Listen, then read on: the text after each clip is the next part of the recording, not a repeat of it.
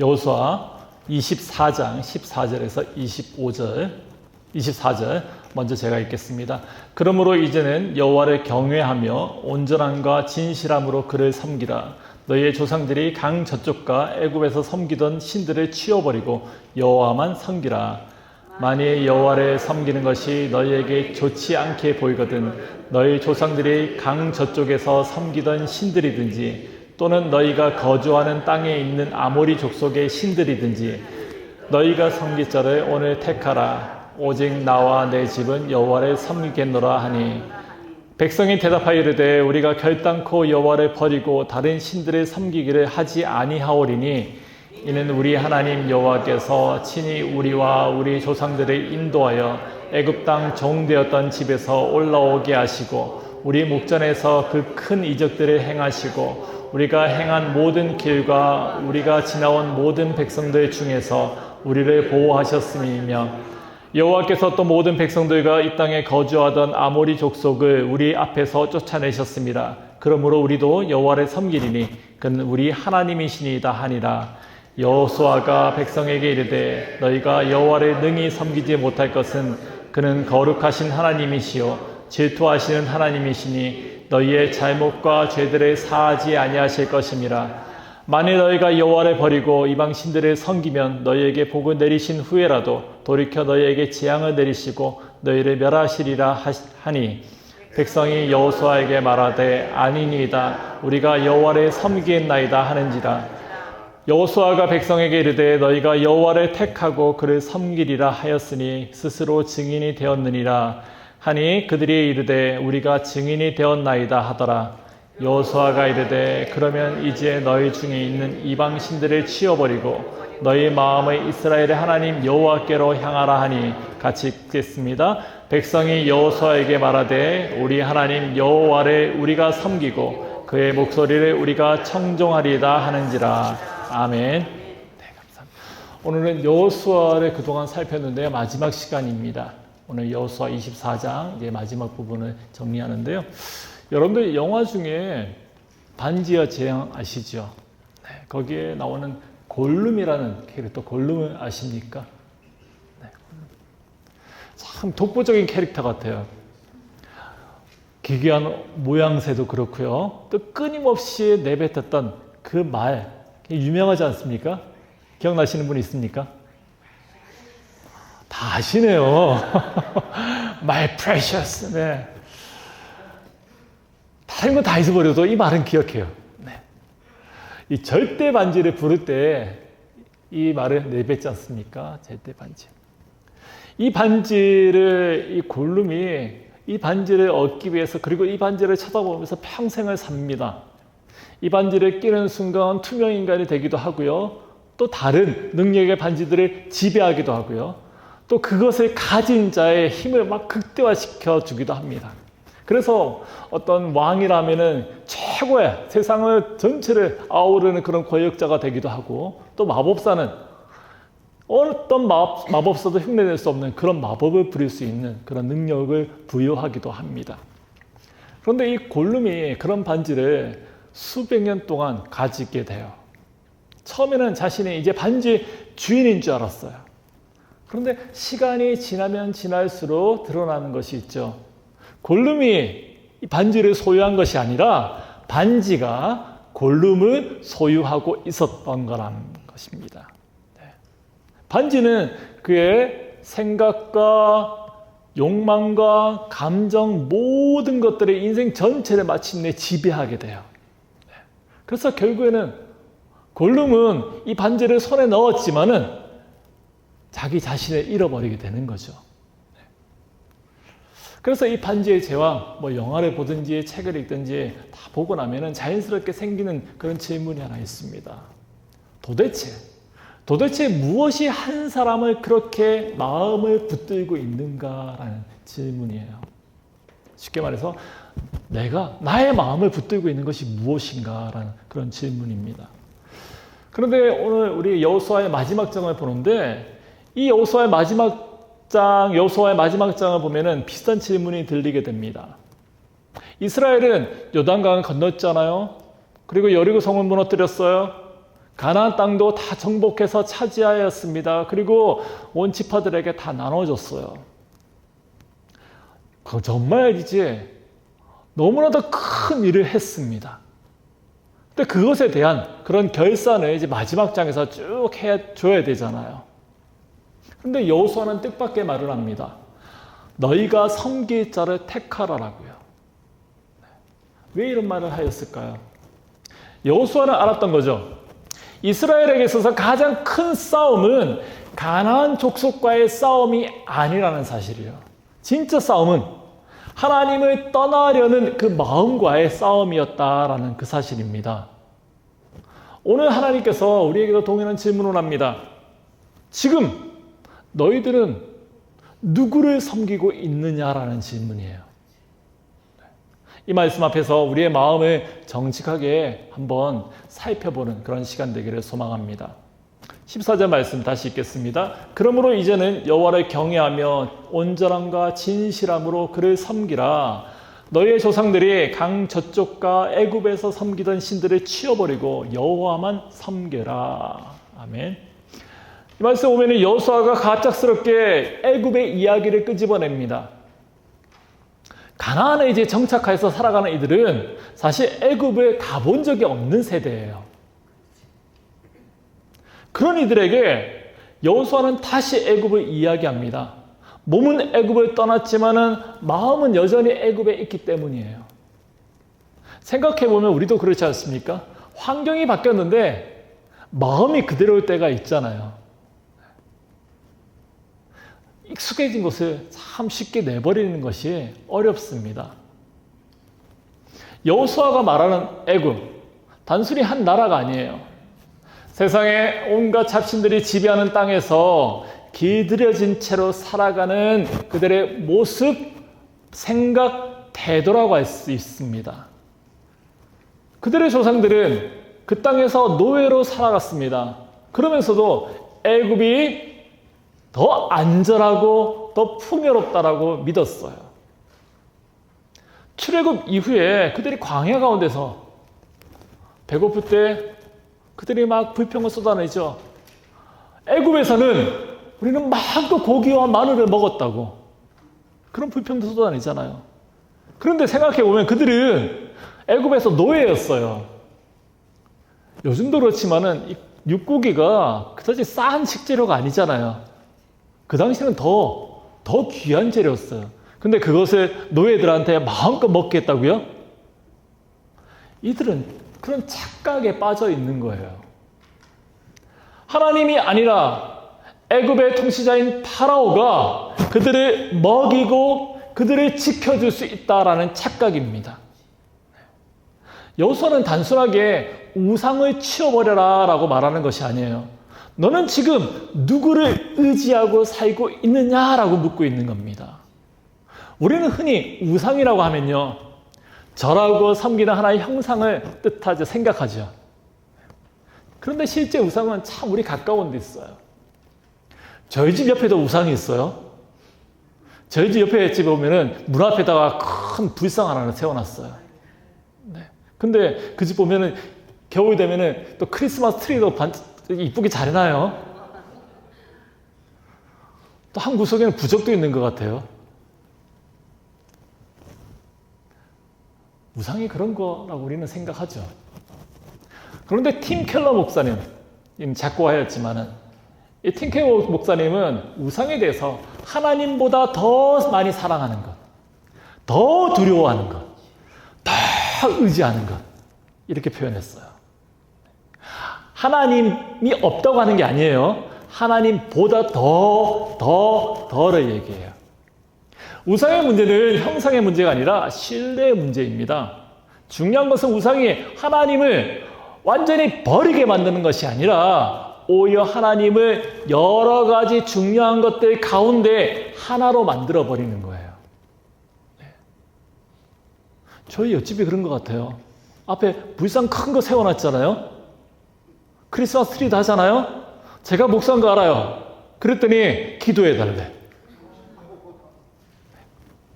성도 여러분, 어쩌면 우리의 가장 큰 문제는 하나님을 믿지 않는 것이 아닐 수 있어요. 하나님을 믿는다고 하면서 하나님 없이 살아가는 것일 수 있다는 겁니다. 우리는 예배도 드리죠. 기도도 해요. 말씀도 읽습니다. 그런데 솔직히 한번 돌아봅시다.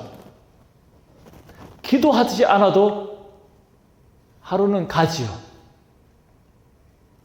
말씀을 읽지 않고 묵상하지 않아도 하루 잘 굴러갈 때가 있어요. 그렇죠? 예배를 놓친다 하여도 큰 불편함이 없다는 거 우리는 알죠? 그게 바로 우상이 만들어내는 가장 무서운 상태입니다. 우상은 하나님을 미워하게 만들잖아요. 하나님 없이도 괜찮다라고 느끼게 하는 거예요. 네?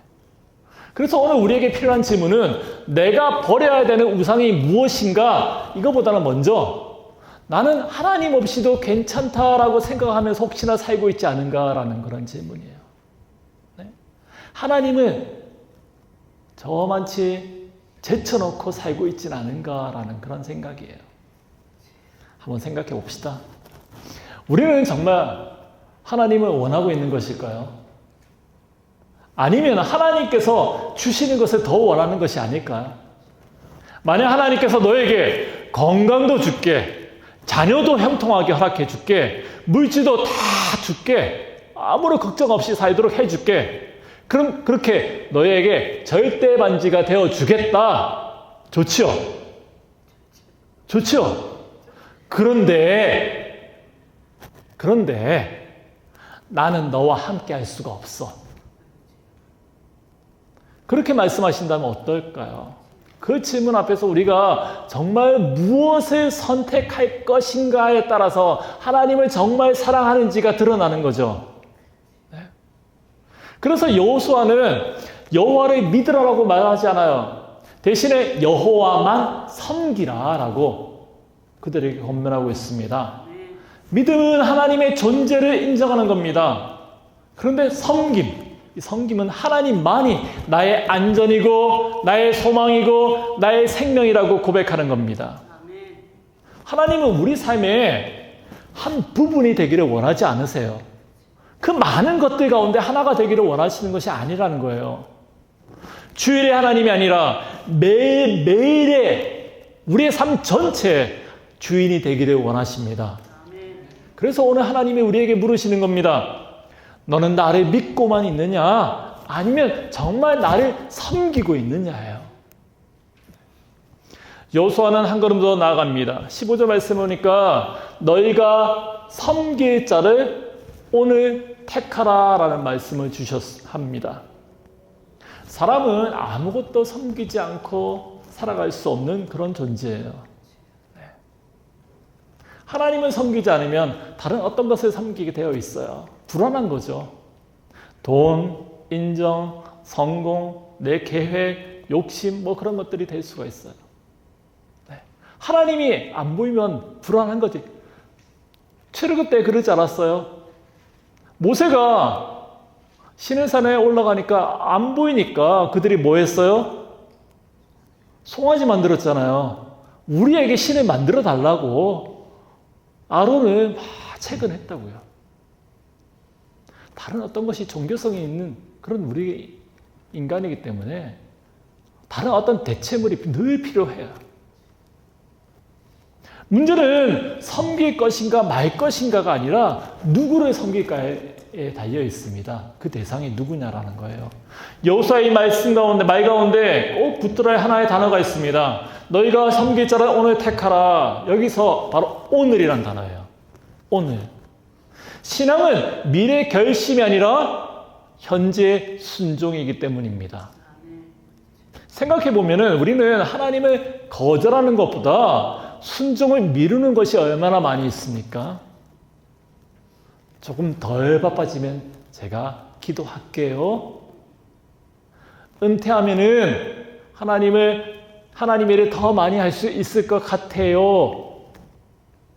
내가 지금 형편이 그래요. 얼마나 많은 핑계들이 우리한테 있지 않습니까? 네? 우리는 하나님을 싫어하지도 부인하지도 않아요. 하나님 믿는다고요. 그런데 자꾸 미뤄요. 네? 신앙에서 가장 위험한 말 중에 하나는 바로 나중에예요. 나중에. 어떻게 보면은 사탄은 하나님을 버려라고, 하나님을 떠나라고 직접적으로 얘기하지 않습니다. 에덴 동산에서 하와에게 했던 아주 모호한 그 대화의 방식 그대로, 그래 그건 좋은 것인데 지금은 아니잖아. 정말 그것을 먹으라고, 먹지 말라고 그랬니? 아주 모호한 말을 우리에게 던지죠. 그렇게 오늘의 순종에 자꾸 밀려가다 보면은 어느 순간에 하나님을 믿고 있어요. 그렇지만 하나님과 함께 걷는 삶이 더 이상 아니라는 거죠. 점점 하나님이 뒤로 밀려가는 거 보이지도 않아요. 좋은 관계가 그렇지 않습니까? 친구 관계. 친구 관계가 영원히 갔으면 좋겠는데, 여고 동창생들이 오래 갔으면 좋겠는데 어느 순간에 멀어지고 가까이 하지 못하는 그런 경우들이 있잖아요. 멀리 있으니까, 소식이 끊기니까, 이렇게 좀 내 생활이 바쁘다 보니까. 하나님과의 관계도 비슷한 것 같아요. 순종하고 기도하고 말씀을 생활하는 이런 것들이 하루 한 번씩 두 번씩 미루다 이렇게 보면은 어느새 하나님은 내 삶의 중심이 아니라 주변이 되어 버리는 겁니다. 우리가 많이 경험하고 있다는 그런 사실이지 않습니까? 신앙은 아주 거대한 그런 결단으로 유지되는 것이 아닙니다. 어떤 특별한 집회에 가서요, 부흥에 가서요, 어떤 인생을 막 뒤바꿀 듯한 그런, 마치 뭐 불 받는다 그런 얘기들 하잖아요. 그런 경험을 해야지 아주 우리 생활이 완전히 뒤바뀌는 것이 아니에요. 실제로 우리 삶을 만드는 것은 아주 평범한 선택들입니다. 오늘 말씀을 읽을 것인가 말 것인가, 오늘 염려를 하나님께 맡길 것인가 말 것인가, 오늘 내 뜻대로 밀어붙일 것인가 말 것인가. 네? 그런 작은 선택들이 쌓여서 결국에는 우리의 인생이 되는 거예요. 여호수아는 백성들에게만 요구하지 않습니다. 먼저 자기 자신이 결단합니다. 오직 나와 내 집은 여호와를 섬기겠노라. 참 놀라운 고백이지 않습니까? 여호수아의 자신의 고백이에요. 신앙은 다른 사람들이 결정해 줄 수 없기 때문이에요. 신앙은 언제나 개인적인 선택입니다. 그래서 하나님은 오늘도 우리 공동체 전체를 뭉뚱그려서 묻는 게 아니라 이 자리에 있는 우리들 한 사람 한 사람에게 묻고 있는 겁니다. 너는 오늘 누구를 선택하겠느냐예요. 바로 나에게 주는 질문입니다. 내일이 아니라, 모레가 아니라 바로 오늘입니다. 이 순간입니다. 여호수아의 말을 들은 백성들은 자신있게 결단해요. 주님을 저버리고 다른 신들을 섬기는 일은 우리가 절대로 하지 않겠습니다. 오직 하나님만이 우리의 하나님입니다. 여호와입니다. 라고 그들은 소리 높여 다 같이 이렇게 외쳐요. 온 백성들이 그렇게 결단한다고요. 얼마나 감동적인 장면이에요. 저 같으면은 이런 장면들이 여러분들 가운데 그런 일이 막 펼쳐지면 감동의 눈물을 흘릴 것 같아요. 하나님 드디어 일을 행하셨군요. 네? 그런데 뜻밖에도 여호수아의 반응은 아주 냉담해요. 19절 말씀을 보니까 너희는 능히 여호와를 섬기지 못할 것이다.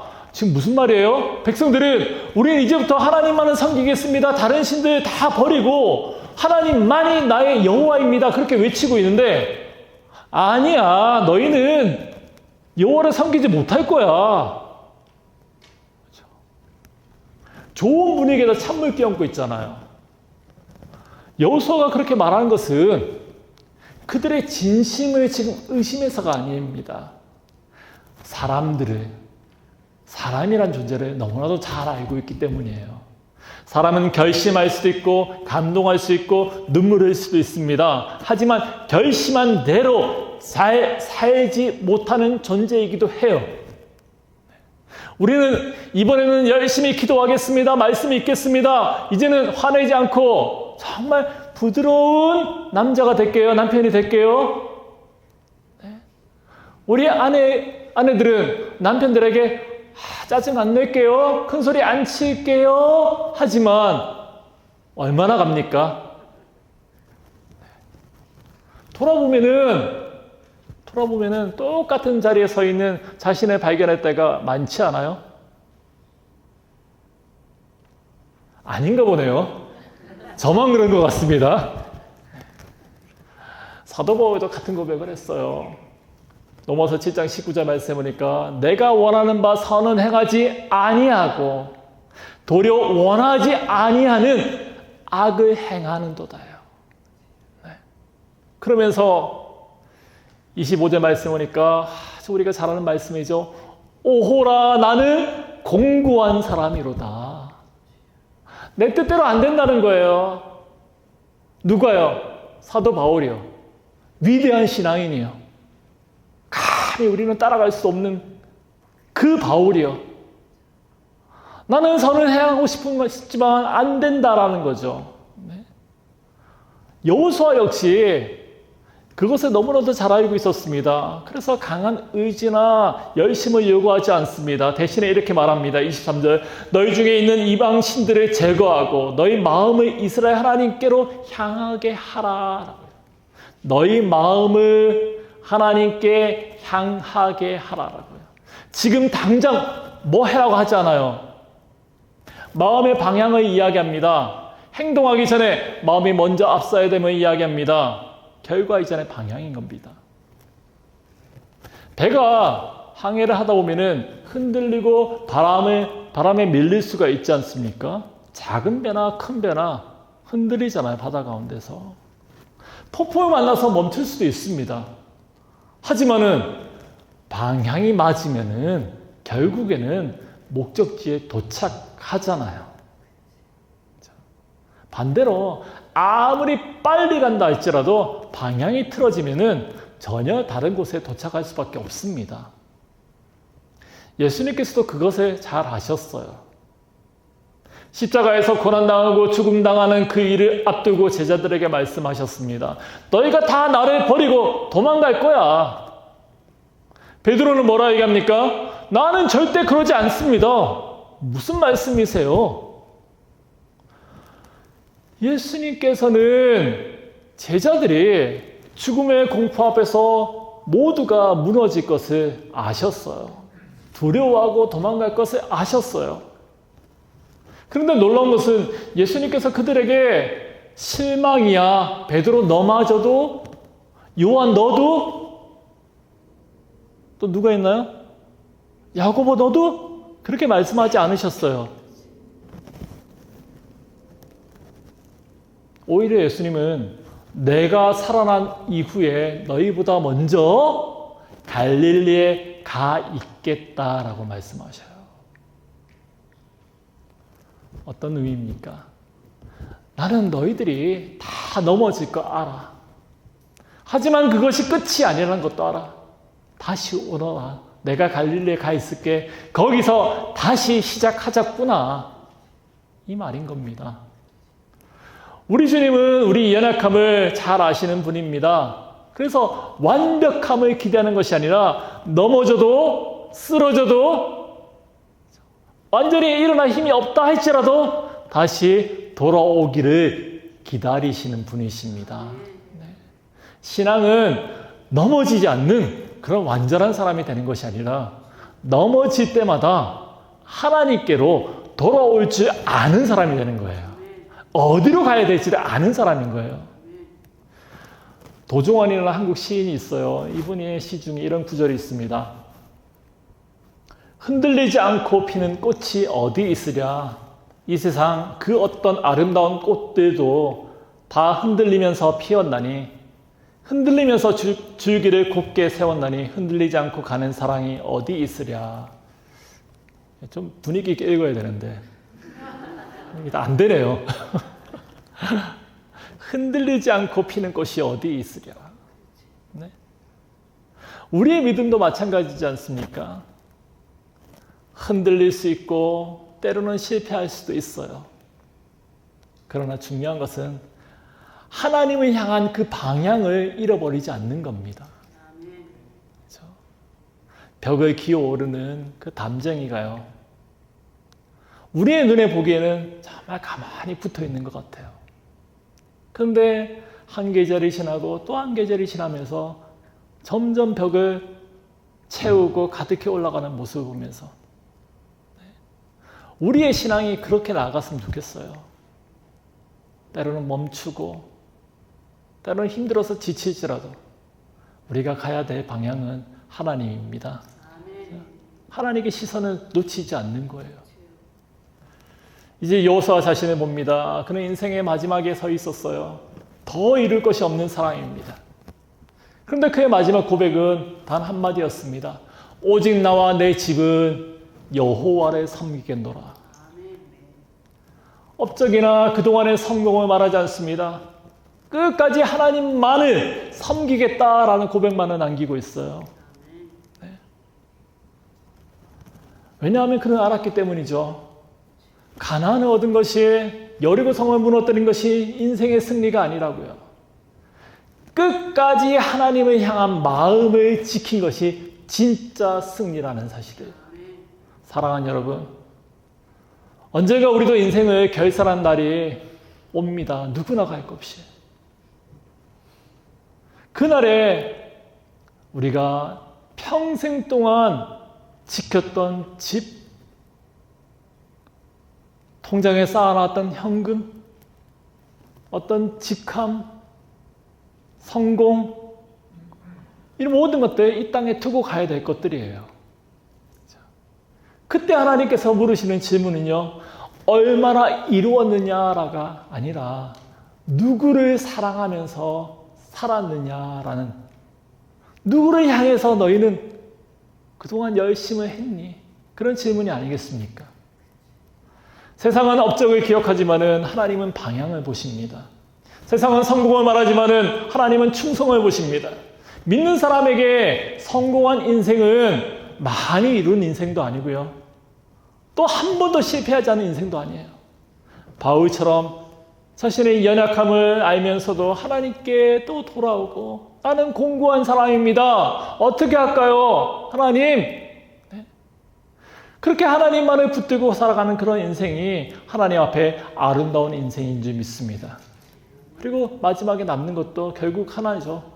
그는 끝까지 하나님을 섬긴 사람이었다. 이것이 우리의 결론이 되었으면 좋겠어요.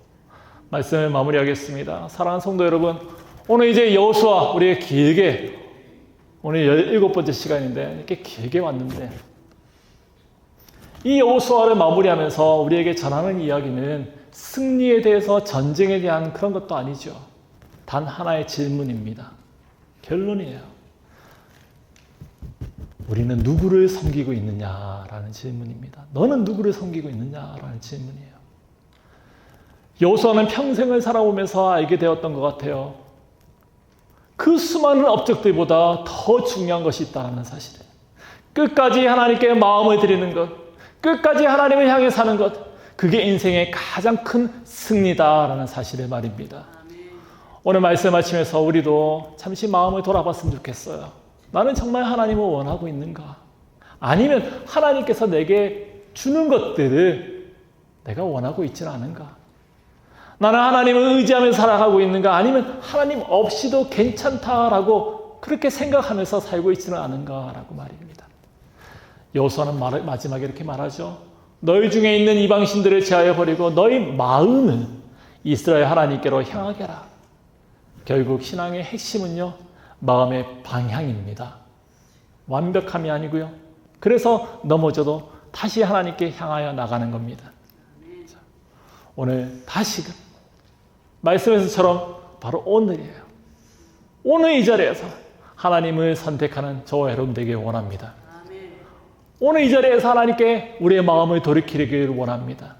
그리고 언젠가 우리가 이 땅의 삶을 마지막 마무리하는 그날에 여호수아처럼 그렇게 고백했으면 좋겠어요. 주님, 참 부족함도 많았고요. 많이 실패했습니다. 그렇지만 단 하나는 말할 수 있어요. 제 마음은 늘 주님께 향하여 있었습니다. 오직 나와 내 집은 여호와 하나님만을 섬겼습니다. 라는 그런 고백이 우리 평생의 고백이 되었기를 간절히 소망합니다. 기도하겠습니다.